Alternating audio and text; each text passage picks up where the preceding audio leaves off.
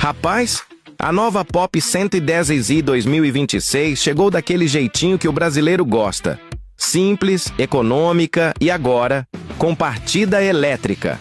Ou seja, acabou o sofrimento de ficar dando tranco na moto e rezando para ela pegar.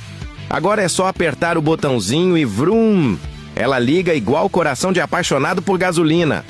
E olha, continua leve, bonitinha e daquele jeitinho arretado para encarar o dia a dia. Cabe em qualquer canto, passa até onde o Wi-Fi não chega e ainda faz um consumo que dá gosto. Tem carro que chora vendo o tanto que ela roda com 1 litro. A Pop 2026 é tipo aquela amiga fiel. Tá sempre pronta, não reclama e ainda te leva para qualquer lugar gastando pouco. Então se prepara, porque essa danadinha vai dominar as ruas e os corações.